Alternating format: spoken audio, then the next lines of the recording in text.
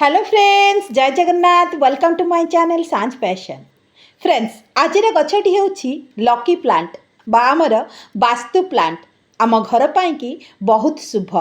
जदि आपण वास्तुशास्त्र को मानुथांती ताहले पैसा को खिंचिबार माने पैसा को घर को आनिबार ये आउ गोटे प्लांट मनी प्लांट भली। आर ना होछि friends Z plant. Friends, money plant भली ये आम घर को पैसा आनी थाए, मतलब टंकारे भरी दे थाए एई गछटी।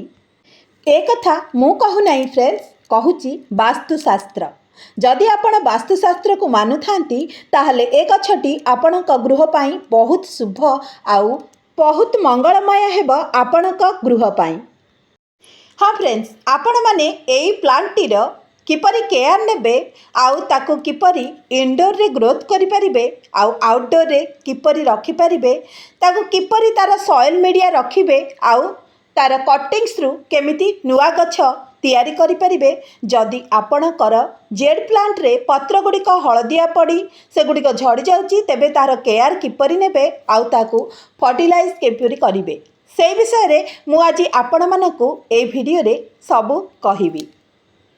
हाँ फ्रेंड्स, आपण मैंने जदि किसी इंडोर प्लांट्स घरे लगेबा पाई कि चाहूचंती तेबे ए प्लांटटी होची सबुठु बेस्ट प्लांट आमर इंडोर प्लांट्स पाई कि। आपण मैंने जमती मनी प्लांट आउ सिंघोनियम एगुड़ा सब लगौचंती आपणक गृह रे, सेहीपरि एको मध्य बहुत इजी रे आपण लगे परिबे आपणकर इंडोर एरिया रे।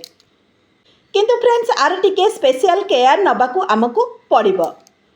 फ्रेंड्स, ए प्लांट को आपण मैंने जदि खरे रे रखुचंती ताहले यह बहुत भल भाव ग्रोथ करि थाए, किंतु जदि आपण इंडोर एरिया रे यह रखुचंती ताले यार टिके स्पेशल केयर नबाकू पड़ी थाए।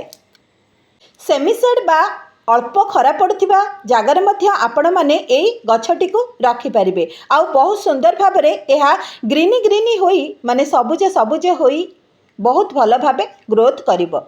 फ्रेंड्स, ये तो गला आमे कोठी रखिबा यहाकू आउ किपरि रखिबा। तापरे आपण माने आउ गोटे कथा भल भाव में मन रखिबे फ्रेंड्स, आर वाटरिंग किपरि करिबा। फ्रेंड्स, आर माटी को चेक करी आपण माने पानी देबे। जदि 2-4 दिन पानी न देउचंती किछि असुविधा नाही।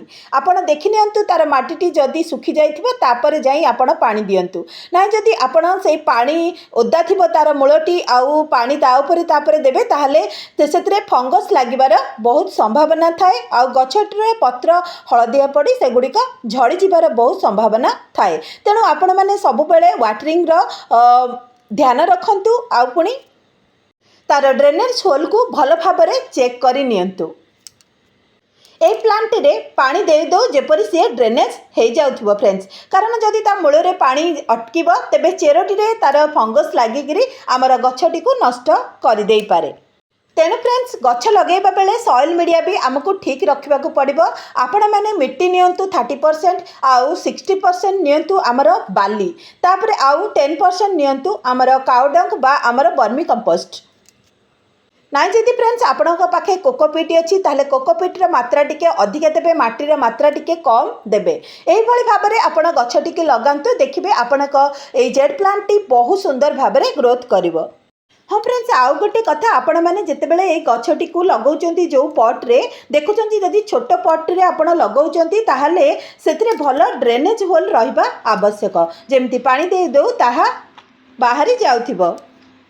ताहले फ्रेंड्स, ए गछटी रे आमे कोन फर्टिलाइजर देबा जहा फल कि ये बहुत सुंदर भाव में ग्रोथ करिबा आउ तार पत्र गुड़िक साइन मध्य करिबो। तेणु से विषय रे मु आज आपण मानकु एबे कहिबी। देखि नियंतु मु करि देउची गुडाई, मतलब टिके टिके खुरसई देउची ता मूल को जे पट्टी रे मु लगेइची। देखनु गोटे छोट पट रे मु एको लगेइची, किंतु बहुत सुंदर भाव में एहा ग्रोथ करिछि। एडी फ्रेंड्स देखंतु मु नै जाइची 1 लीटर पानी आउ नै जाइची गोटे पाउच कॉफी पाउडर।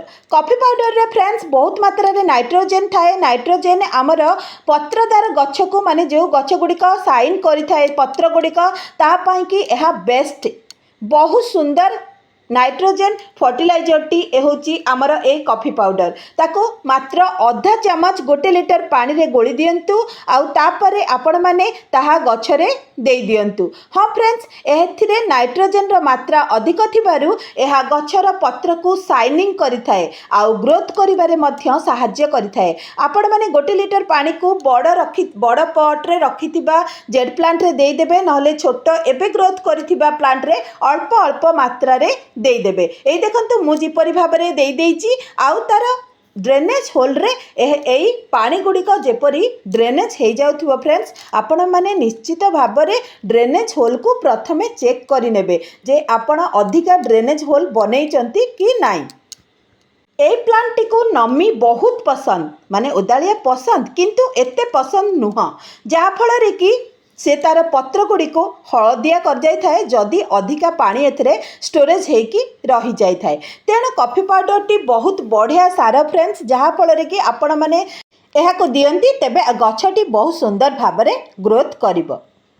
आउ मध्य फ्रेंड्स आ बदल रे आपण माने कदली चोपार पानी को आपण देई परिबे। गोटे दिन पूर्व कदली सुखिला कदली चोपा को बतुरई दियंतु गोटे 1 लिटर पानी रे, तापरे ताहाको सुबह ताकू बा सकाळु ताकू गछरे देई दियंतु, देखिबे बहुत सुंदर भाबरे ग्रोथ करिवो।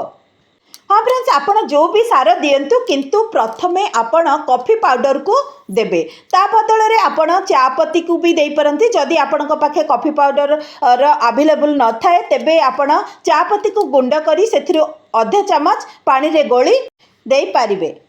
हाँ फ्रेंड्स, कदली चोपारे आमर फस्फरस आउ पोटासियम रा मात्रा अधिक थाए, तेणु आपण माने जदि एई कदली चोपार पानी को मध्य दियंती ताहा मध्य एई आमर जेड प्लांट को ग्रोथ करिबारे बहुत सहाय्य करिथाए।